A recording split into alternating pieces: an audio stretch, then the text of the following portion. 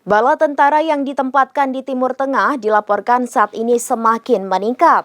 Amerika Serikat menyebut jika Israel mulai melakukan operasi darat mereka di Lebanon.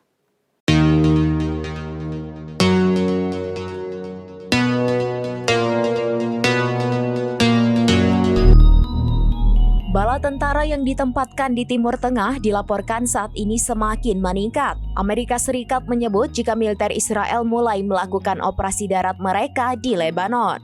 Militer Israel mengaku bakal mengerahkan beberapa ribu tentara tambahan ke Timur Tengah ketika Israel mulai melakukan operasi darat di Lebanon. Gedung Putih tampaknya enggan menyebut operasi tersebut dengan invasi. Lebih lanjut, pasukan tambahan tersebut akan bergabung dengan 40.000 pasukan yang sudah ada di wilayah tersebut. Jadi jumlahnya meningkat sekitar 8.000 setelah Pentagon meningkatkan postur pasukan Amerika Serikat awal tahun ini. Wakil Sekretaris Pers Pentagon Sabrina Singh mengatakan kepada wartawan bahwa peningkatan kehadiran pasukan Amerika Serikat yang diumumkan Senin akan mencakup skuadron jet tempur tambahan, termasuk lebih banyak F-15 Strike Eagle, F-16, F-22, dan A-10.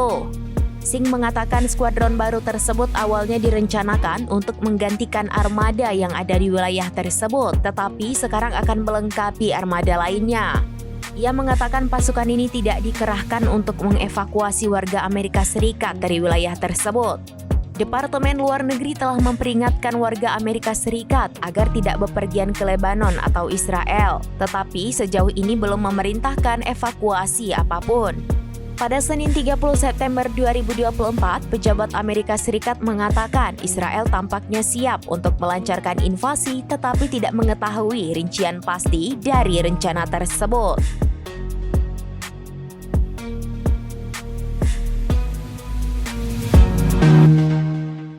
Demikian informasi terkini Syederalun, saksikan terus informasi lainnya, jangan lupa like dan share seluruh akun serambinews.com. Download Tribun X sekarang, menghadirkan lokal menjadi Indonesia.